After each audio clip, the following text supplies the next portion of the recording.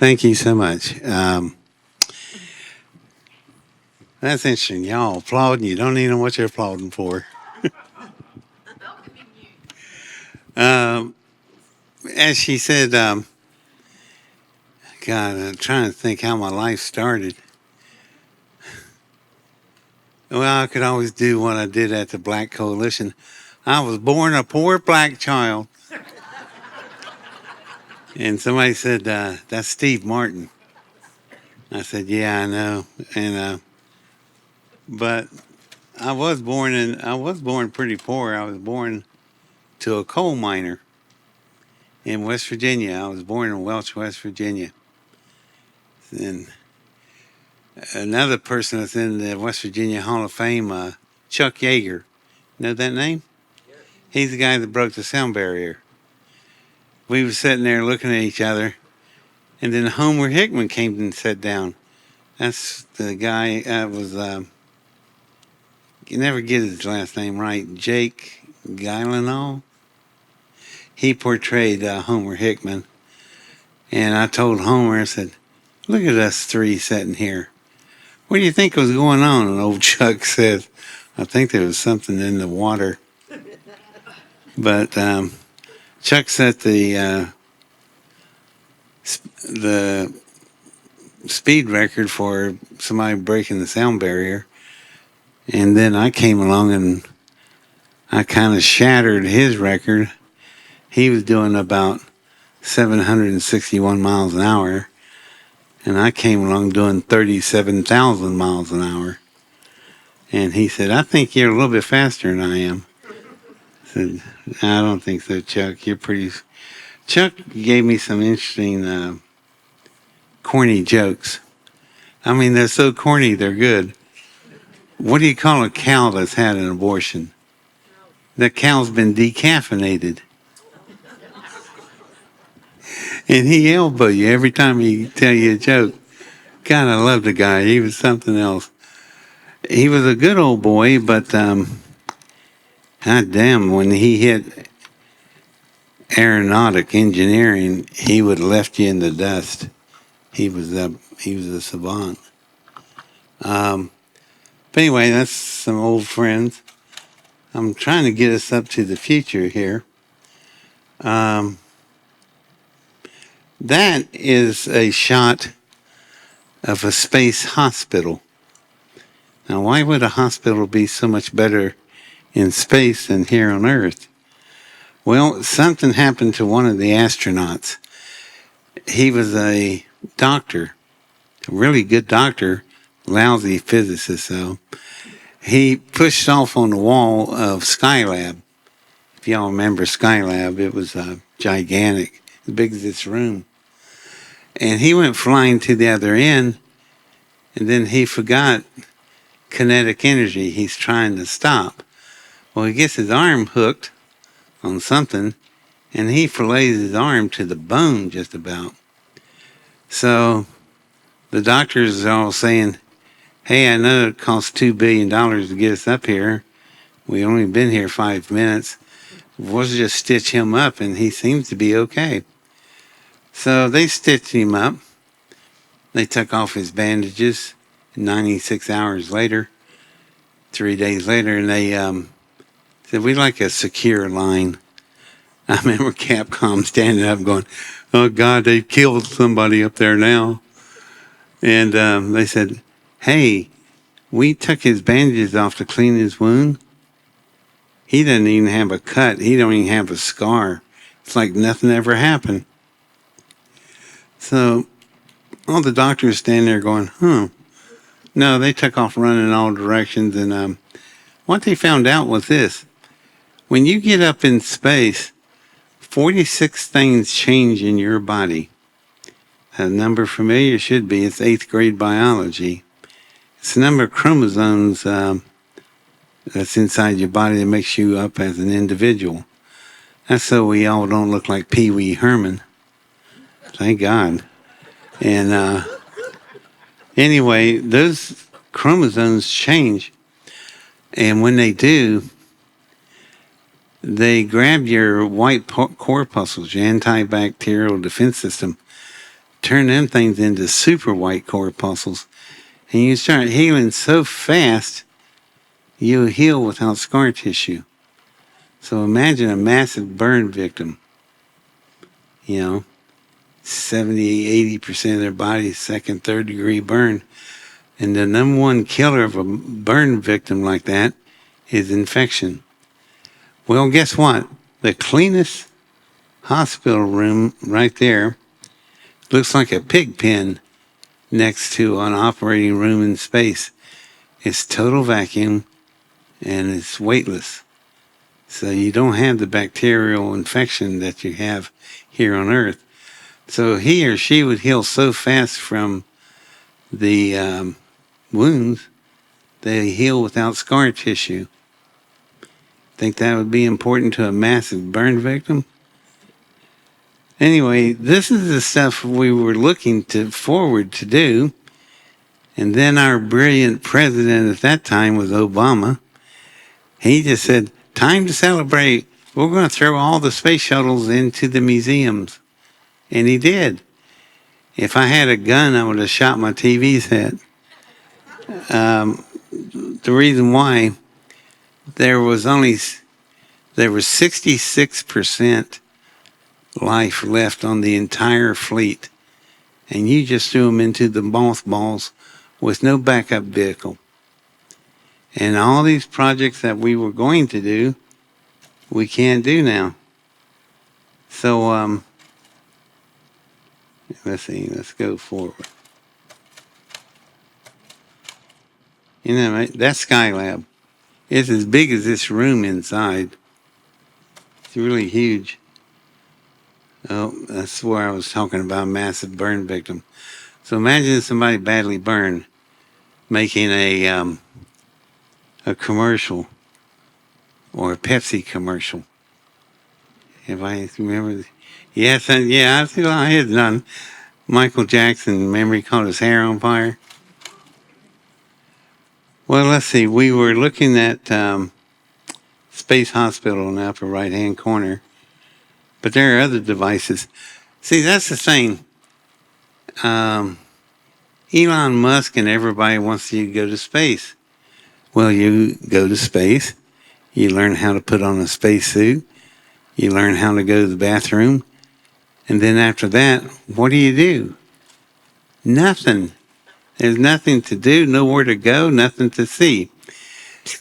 You all remember Jurassic Park, the ride? All those people were in that ride, and they said, hell with this, and they got out of the ride and ran into the lab. Well, that's what you'll do with me. I'll be the guy running the lab, and I'll have a lot of things for you to watch. Let's look at some areas. Biological products, optical products, oh boy, metal and structural components. You won't believe what I can do up there. Improved electronic crystals. All right, let's take a look. First, that's a space station, cutaway view. You see in the lower bottom all the cattle that's up there. The vegetation rains its waste down onto the cattle and they eat it. This is one of our concepts. But one thing's for sure, with that herd of cattle in orbit, that's the first herd shot around the world. Y'all get that, but the young people don't. They're not being taught that. They sit there and they go, there's no sound. I'm going, that's a joke, y'all. First herd shot around the world. They're just not being taught about Concorde and our Minutemen. That's nuts. But anyway, as you can see, that structure is very large. This was designed by a friend of mine named Carl Sagan. Y'all remember him? He was an astronomer he was really smart. I came in his office one day, and I had to close the door real fast because I heard a kaboom, and he had thrown a potted plant at the door. And I said, Carl, you invited me over. Why are you throwing stuff at me? Oh, it's not you. I'm just mad. Well, I can tell. What are you mad about? It's my grandsons. What about them? They just got through watching a movie called Dumb and Dumber. And he said, they think it's cool to be stupid. I said, Carl, you got to calm down. You're going to die from this. He did eventually die. He died of stomach cancer. He was always so upset with us as a species. We were liking such stupid things. But look at the size of this thing. If you look down through it and you look closer, you'll see the San Francisco Bay Bridge down there. See a family up here in the foreground. That thing is about 20 miles long. And see those big rings outside? Those are power solar cups. If you look out the window, you'll see them. There's something real interesting in this photo. See the space shuttle outside? Look at its wings real close. Do you see that? You know what that is? Those are air-breathing jet engines. We were going to put them on the shuttles, so when they come in and land in a rainstorm in Florida, they just power right through the rain and land like a DC-9. But we never got to do that. Obama decided to get rid of them. Like I said, there was, would you buy a brand new car, drive it for about 24%, and then throw it in a junkyard? Well, that's what that idiot did with the space shuttles. So all this stuff we would have done. This is interesting. This is a space hard hat area. Now we're going to look at the real benefits of space. If you line up these big solar power stations, that's what they would look like from your backyard. So we told some companies, if you fund this thing, we could arrange them orbits where those stars spell out EX. And they said, you're kidding. And no, I wasn't kidding. The solar power stations are gigantic. They collect the light from the sun, which is free, and it comes down through the transducer. And how big is this structure? That's downtown Chicago. That's how much room it will take on this structure. It's miles across. And it won't take forever to build it. It's 25 miles in one direction, 25 miles in the other. And they come down to the center, and that thing that looks like a Ferris wheel in the center is called a transducer, and will turn the electrical energy, or actually will change the microwave energy into electrical energy and beam it back to Earth. Now there's a machine that builds all this stuff. That thing is called a beam extender. It's come out of the cargo bay of the space shuttle. We were going to do this, but we can't now because they got rid of them. But what the beam extender can do, there's two of them. And they build, that's a space shuttle beside the solar power station. See how big it is? The beam extender can build a structure. Well, let's take the Space Needle Tower in Seattle, Washington. 600 feet tall. Took 50 men working around the clock to build that thing in 6 months. With the beam extender, we can build a tower 160 feet taller. I don't need 50 men. All I need is 2 astronauts in 3 hours. And the reason the beam extender moves so fast was that we were planning to build some very large structures, like the solar power stations. That solar power station, by the way, produces 10 gigawatts. That's 10 nuclear power stations at full power. And it costs you nothing to run it. Well, we would have done that. Now let's take a look at the benefits of space. Okay, how many people remember a social dance at a big Hyatt hotel, and the walkway bridge overhead snapped and came down on the floor and killed nearly every person dancing that night. You remember that? Do you know what they found out that caused that bridge to break? It's kind of, the irony of it is really sad. It was the sound waves from the orchestra down below. So,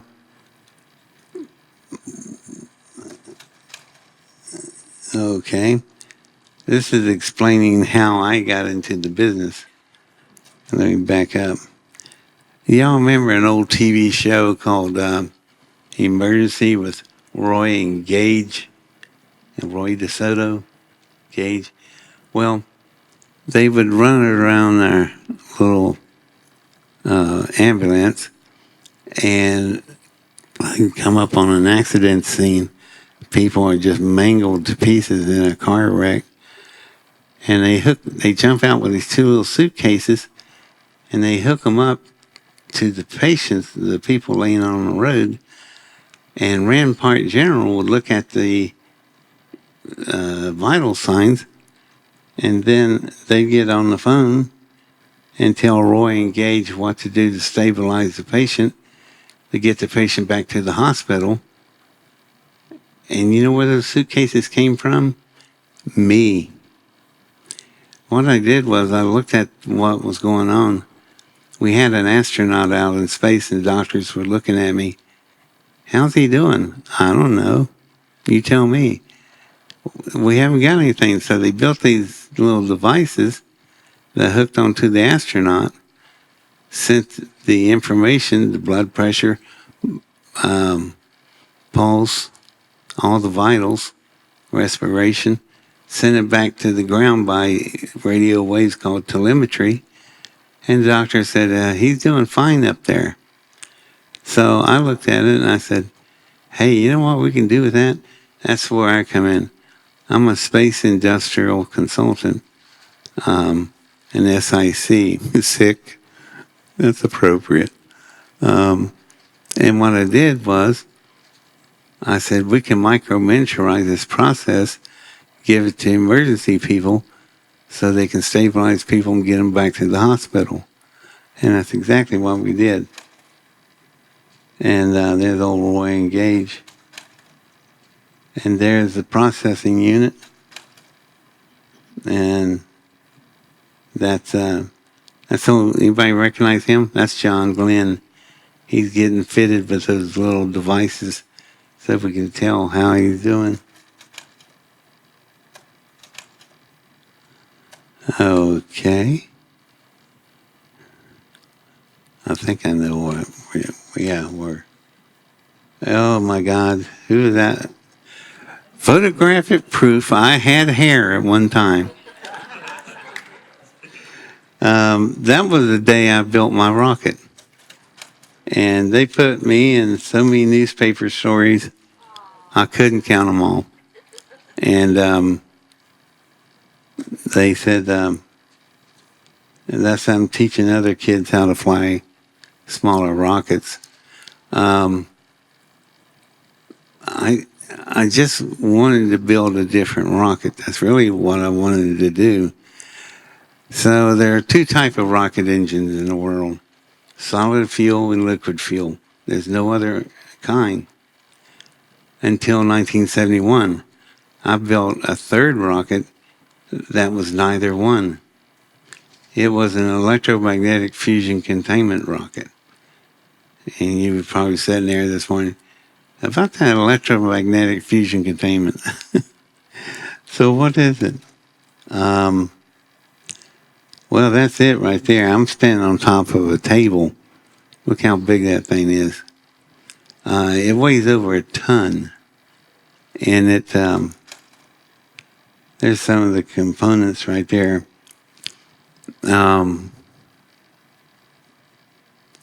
That thing, DARPA always makes me laugh. They came running to me all excited. They say, we're about to cross over into Mach 3. And they said, David, how fast was your rocket flying in 1971? I said, Mach 37. I went, what? 37, you're doing 3, and I'm doing 37 in 1971. And he said, that thing was so fast, it covered 125 miles in 3.2 seconds. The rocket isn't designed to be built in space. It's and launched on Earth. It's designed to be built in space and launched in space because the gravity force is so powerful. If I had an astronaut in my rocket and I let him take off, what we would have is Biscayne soup. We would just have broth. The human being cannot take that kind of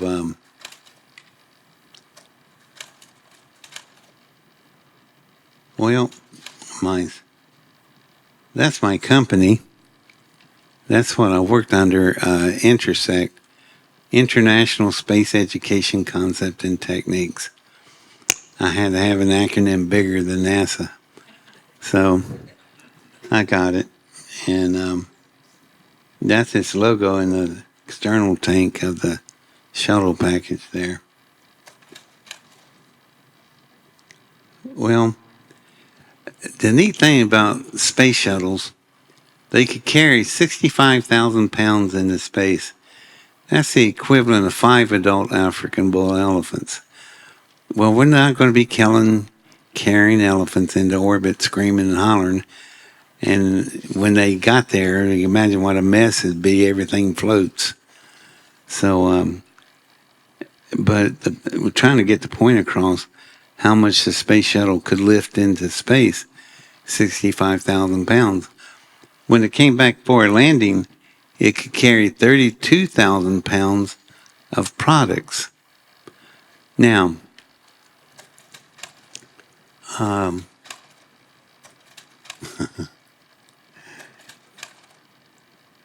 that's a space shuttle coming back from. This is something else. Remember, I told you, you're up there.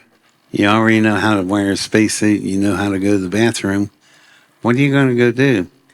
Well, I'll take you over there and let you walk around inside that thing. You know what that is? That's a space mining colony.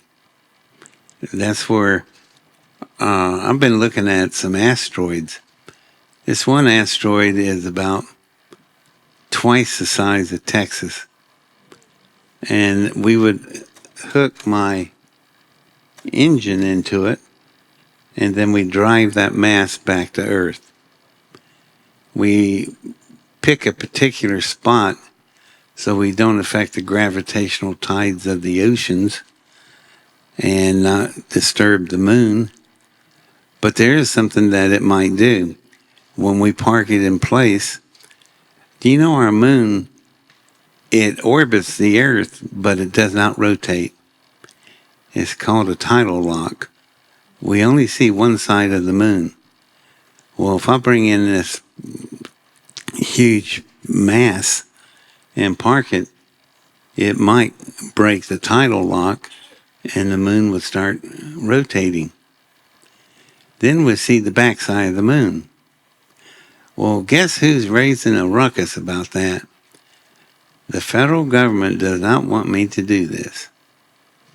And I'm going, why? What's on the backside of the moon you guys are hiding? And they get all defensive. And I said, I don't care what you guys feel like. I like to see what's on the backside of the moon. Maybe we need to go knock on the damn back door and ask them if we can stay there for a while. Do you know what we did to the moon? We left 1.5 million pounds of trash. There are 96 bags of feces up there. Astronauts had to dump it somewhere, so they dump it on the moon. So imagine you're living inside the moon. Somebody lands on your roof. dumps an entire junkyard up there and all this other stuff, and then plant a flag and said, we're going to come back here and live. Well, you walk up to the people and you tell them, well, I'm glad y'all like our place. Look around, grab some rocks, get some dust, then go back to your planet and don't ever come back here again. You're a bunch of pigs. And so I think that's what happened. We got thrown out of the moon because we were such pigs. That's my mass driver. And you won't see a picture like that ever again. Because it only exists right now inside my head. The space shuttles would have assembled it in orbit. And that's where that engine needs to be detonated at, in orbit. Now we're going to take a look at metal. We think metal's not very interesting. Well, if you could see inside your watch or your jewelry, if you could look at it subatomically, you would notice something very quickly about it. It's full of gravity convector curves, imperfections. In space, in a weightless environment, we learned how to do something. I remember the astronauts. Boy, I tell you, when they get upset, they got some colorful metaphors. They make references to your mother, all kinds of things. When they're not happy, they let you know it really quick. Well, what happened was we sent some astronauts up to Skylab. And the first thing they did on Skylab was to melt aluminum and lead, the lightest and heaviest alloys there is. And when they blended them together, guess what they ended up with? A 100% molecular blend of the both ends of the spectrums of Earth. That's impossible to do here on Earth. The gravity field of the planet will never let you do that. So, our metals, when they blended together, we tried some more compatible alloys. And boy, I brought back a piece of metal, and it was unlike anything they had ever seen. The metal was at 100% molecular blend, but it did something else because it's manufactured in a weightless environment. When it came back into a 1 degree gravity field of Earth, the experts told me, oh, your metal's not going to be worth anything. It's going to be fragile. It's going to be like peanut butter brittle. I said, I don't think so. I was able to lock the molecular structure in place with sound waves. That's what we found out. The astronauts were a little bit upset with us because they said, you just dumped a 2,000 degree glowworm up here and we're floating with it. And what if that gets into Frank's underwear? He ain't going to like it. And they said, how do we shape molten metal in a weightless environment? We didn't know. I said that we're facing something called containerless processing. And they said, and then the colorful metaphors started. I never heard such words in my life. They were upset. We told them, calm down, listen to some music. You're allowed to take music with you up there on Skylab. So this guy was fiddling through his music collection. He's trying to find something like Percy Faith or Montravani, something soft. He pulled one of his child's cassette tapes, and it was The Wall by Pink Floyd. That vibrant rock and roll music came out of them speakers, and started pushing that metal everywhere. So I said, oh, wait a minute, let me work on that. So what did I find out? For every shape in the geometric universe, a square, a triangle, a cylinder, a trapezoid, they're the corresponding sound for it. So by manufacturing certain songs, we could get certain manufacturing processes done. And then a little girl asked me a question. She heard me talking about something called an electrophoretic processor. And she was listening to all the neat things it could do. And she said, can you build one of those to go in space, to work in a weightless environment? And I went, my God, I never thought of that. So here we have the electrophoresis product, which is that box-looking thing that's hanging on the wall in the mid-deck of the space shuttle. It's under the flight deck. And this is where I was a little fuzzy with it at first. I had these MDs, medical researchers, just telling me right up there with the colorful metaphors of the astronauts, there's something in that processor. We can't find it because we can fire 1 billion volts through there, and the metal would get the hots for the electrons, chase them like Pac-Man. Some run faster and slower than others, and it would separate. And they said there was something down in the bottom. Well, I could never see it, so I had Charlie Bell, who was an employee of McDonnell Douglas. He built 2 processors that would operate on board the space shuttles.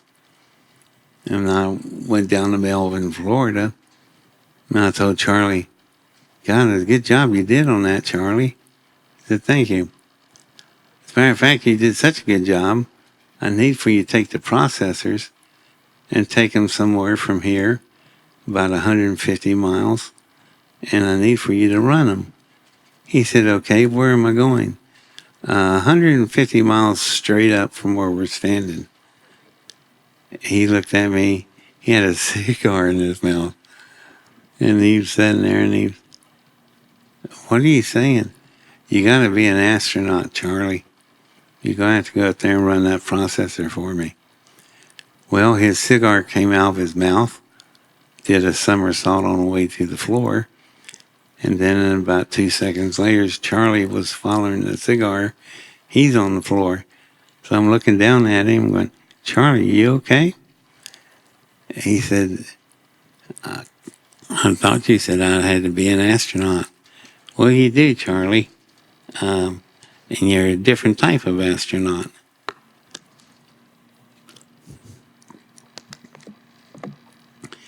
I told him that you don't work for NASA. You don't work for anybody else but McDonnell Douglas. You are the first commercial astronaut ever to exist. And he went, really? Yeah, you're going to go out there and run that processor. He did. The processor fired up the first time, cleared all the way to the bottom, and here comes the medical doctors all excited going, there it is, we told you they were there. And what they were crystals.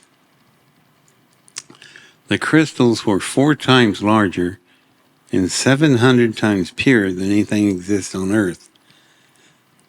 Now, that is going to be important to you because they're going to be able to infuse these crystals with a genetic encoder, and they'll call you into the hospital and they'll give you a 1-shot injection in the abdomen, just like a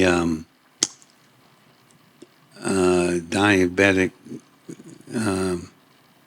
serum. And what will happen, you're a type 2 diabetic, your pancreas starts producing beta cells on its own, and you've just ended the terror of diabetes. Cured, gone. How many people in here remember eating sugar cubes in the 60s? Look at this. Hands everywhere. And polio became extinct. So don't say we can't do this stuff. It's just if we just would apply ourselves better, we could learn how to cure this stuff. So the cure for diabetes comes landing on a runway in the back of a space shuttle. That sounds like science fiction, doesn't it? And that's now science reality. So the electrophoretic processor did its job, and that's it in orbit. And but boy, that's just the beginning of things. Imagine what we could do in pharmaceuticals. Oh, here's another thing. This is fun.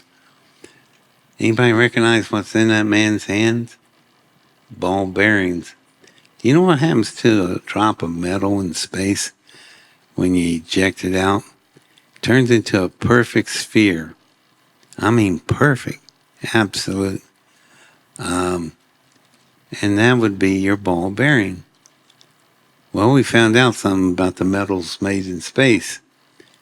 If you could see on their surface, called surface cohesion tension, you'll see that they look like sandpaper. But the ball bearings we made in space, we looked at their surface cohesion tension, and they look like mirrors. So imagine a ball bearing rubbing against another ball bearing, needing no oil or grease, going 1 billion miles on a railroad rail.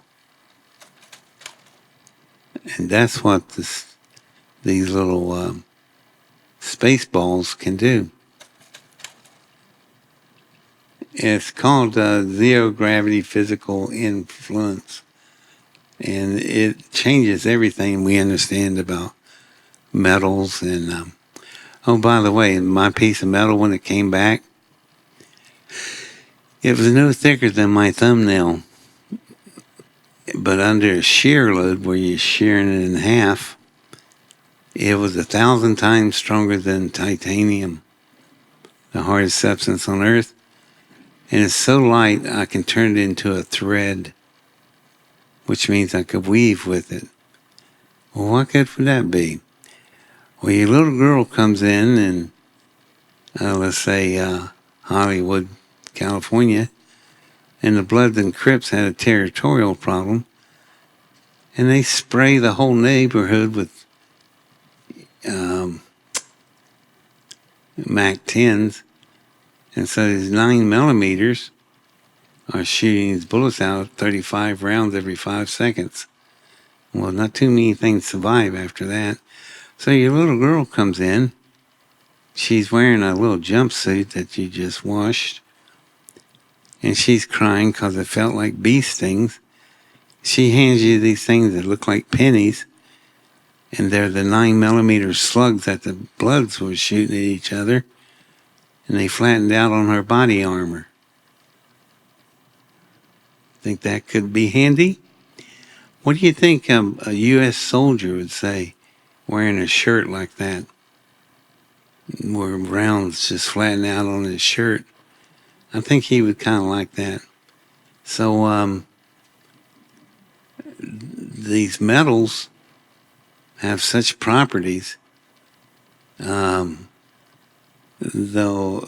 allow us to do this kind of stuff. Yeah.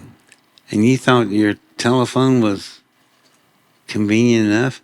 How about a wristband and it's a watch? So, Dick Tracy, move over. You know, you're going to call Moon Maiden. That's was what we were going to do. It's called complexity inversion.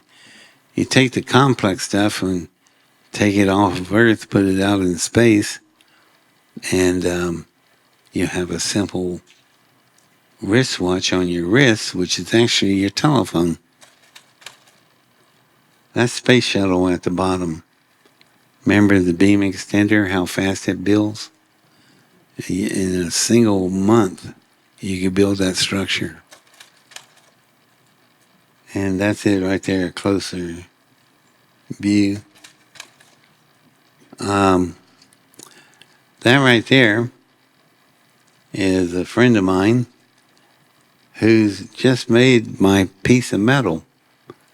And if you see over to his left, a cassette tape, that's the cassette tape I recorded the music in order to manufacture the metal. Then he cooled the metal down and he brought it back. And when he did, it was incredible things it could do. Now, here's something that the quartz crystal, Quartz. Okay, the quartz crystal is the heart and soul of the electronic industry today. It's inside every microchip, microcircuitry. All of that depends on the quartz crystal. Well, guess what? We grew up quartz crystals, and we had one that grew here on Earth, about this big. And then this started. That's called gravity convector curves. So somebody said, why don't you grow a crystal in space? Well, in 1/10 the time, the crystal came back 10 times the size of a crystal grown on Earth. And it's totally flawless. Let's see if we got next slide.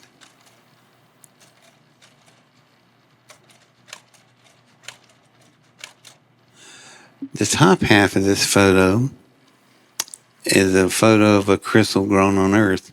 See all the gravity convector streaks in it? Look at the bottom half of the photo. It is totally flawless. Well, somebody said, what's a speck there? That's a piece of dirt on my slide. I can't do anything about that. But I said, what does a crystal grown in space, what can it do for you? Well, it could take one of the most complicated computers in existence called the Cray 5. The Cray 5 is about the size of this room. It's liquid nitrogen cooled 325 degrees below zero, so it don't melt down. It's moving about 50 billion calculations a second. So you take that computer, put these crystals in it, micro-miniaturize it, down to something smaller than your little nail of your little finger. Well, what good would that be? Well, you take somebody that's had a spinal column injury and they can't move because the signals can't get across the broken space in the spinal column. You put this crystal in there like a cop directing traffic at the speed of light. It will start directing all of the signals from the human brain to the rest of the body. And a man like Steve Reeves, who was Superman, broke his neck, can't move anymore.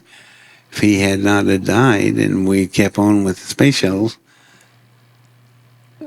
we could have done a surgery and bring him back to movement again. That's some of the stuff that we're waiting to do. And that's not, see that machine? That's the black thing up on top of it is the VCR camera that's recording the crystals growing. And look at the emblem on the side of it. Can you read that? Rockwell International. That's a real device, and it really works. And we're not theorizing, we are manufacturing. So, but unfortunately, with the space shuttles gone, we're not going to be able to build that. We had built that one for real, and it operated on board Discovery.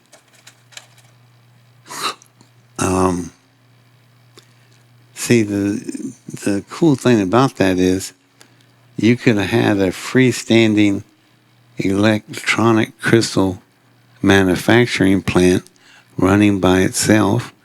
You fly up to it, pull out a container of finished products, bring them back to Earth, and with 32,000 pounds of products, we could start influencing a lot of industry and start moving on.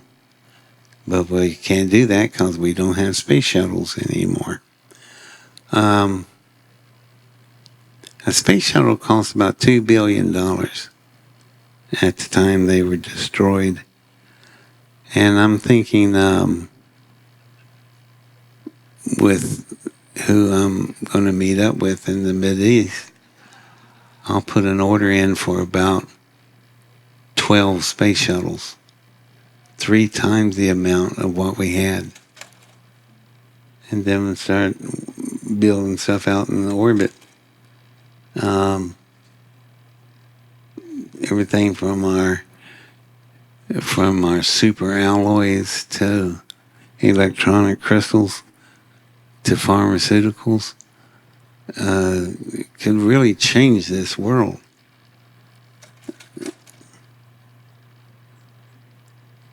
Oh, another thing. Do you know optics? When we polish mirrors to put them in telescopes, it takes years to polish them. In the future, it won't do that. Because of the weightless environment, we'll be able to spin out mirrors on a monthly basis instead of years after years of work.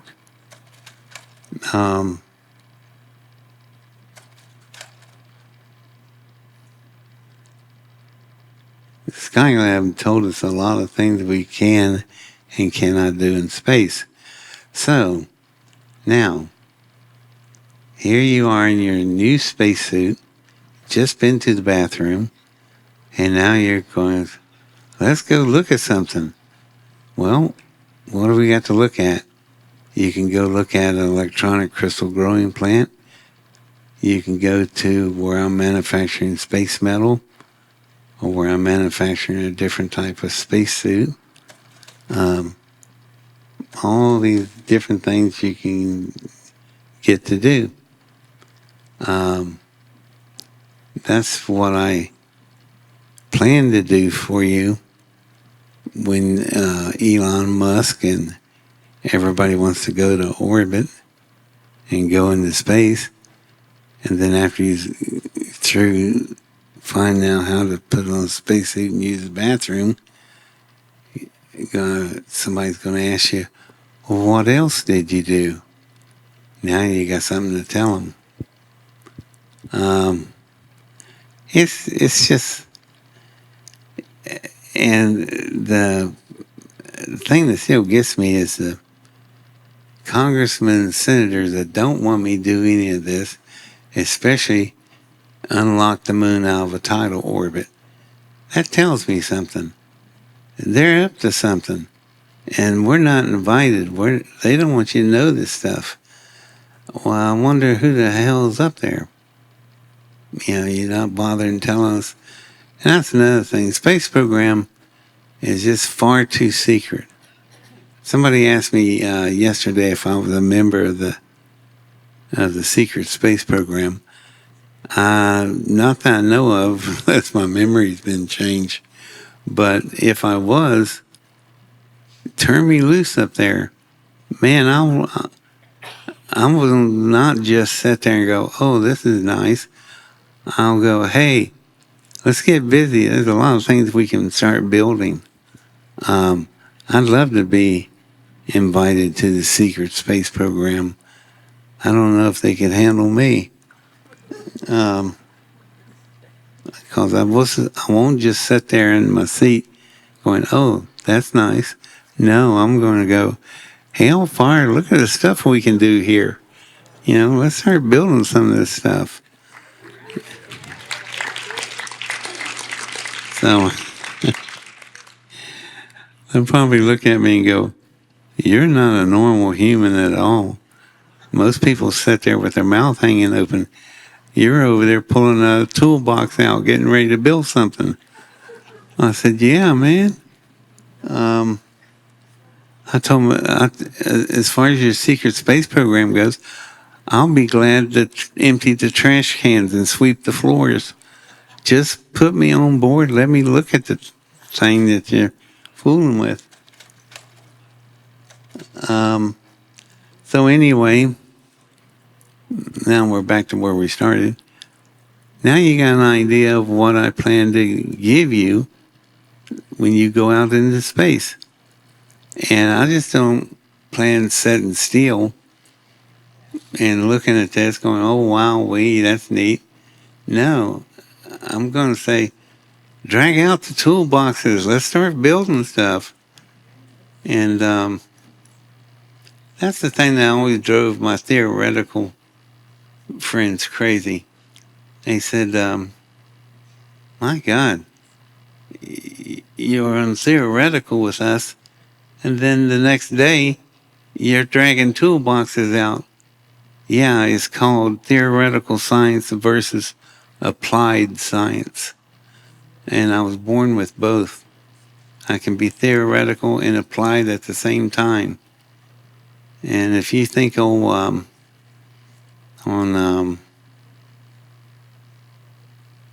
Sheldon is smart, I could eat Sheldon for lunch every day. And he would find that I'm a little bit different of a person, being I have both theoretical and applied science wrapped up in the same person. And that's always made me different from everybody else. That was when I built my first rocket. My friends, we were 8 years old. My friends were down there by the rocket waiting for it to take off. And they were I was about the length of this room away from them. I said, hey guys, walk up here and stand behind me.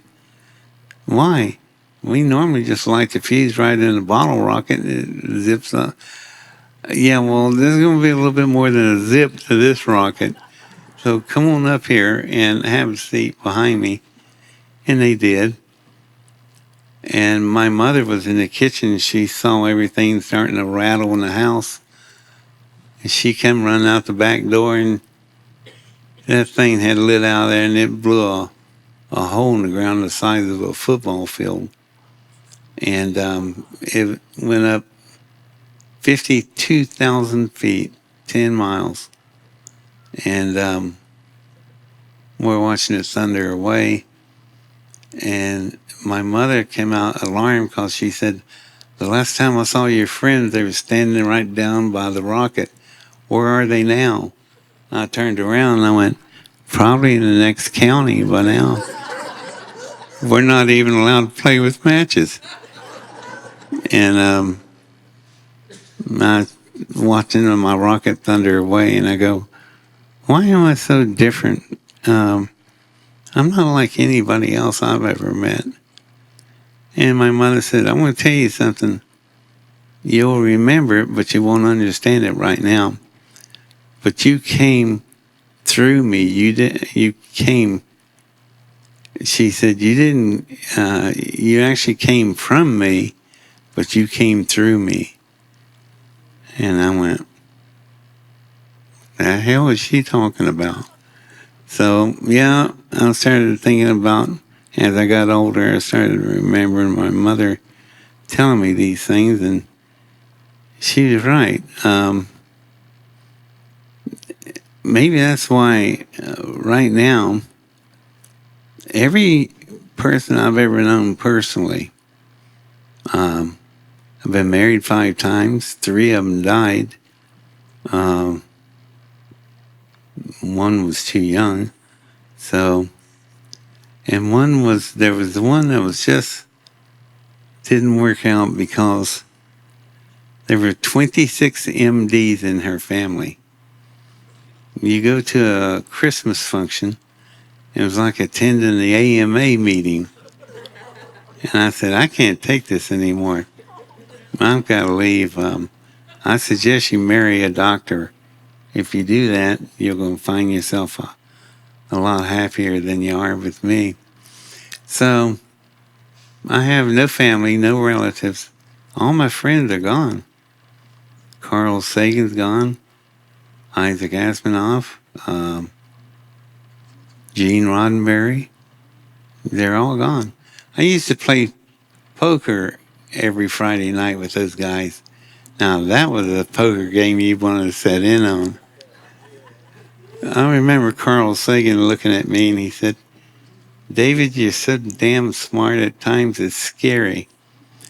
He said, Isaac over here, Asimoff's got a question for you. He said, yeah, I do. He said, you're so smart. Why don't you give me a mathematical solution to a pornographic problem, all in algorithms. And he said, you got 15 seconds. And I was sitting there going, I got it. He said, it hadn't even been 4 seconds yet. What is it? The angle of the dangle equals the mass of the ass. So that was our typical card games. And Carl Sagan was sitting there and he goes, my God. He goes, that's so damn scary I can't even begin to tell you. And I thought being Dumb and Dumber was bad. He said, you're worse. But I sure do miss all those guys. One guy was sitting at that table. He's gone now. His name was Gerard O'Neill. You probably don't know him. But he's the inventor of the railgun. What is a railgun? You got to see this thing to believe it. It's huge. He had these 2 gigantic magnets run a magnetic field down through these rails. And then he held this thing up to look like a 6-pound coffee can. He said, I'm going to drop this between these rails, and it's going to take off down through there real fast. And that's why I called you over. Well, Jerry, I don't know anything about railguns. No, but you are good at construction, and I need you to build backstops. So he gave me this piece of paper that had this whole list of what he wanted made out of. So I got reinforced concrete. I got 4x4s, steel plates, all this stuff I put like a domino in a line. And it was out the end of his laboratory. And he was at the other end, and he dropped that coffee can. It took off.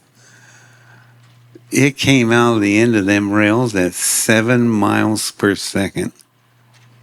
Oh my God, Jerry. I was building for something doing 800-900 miles an hour, not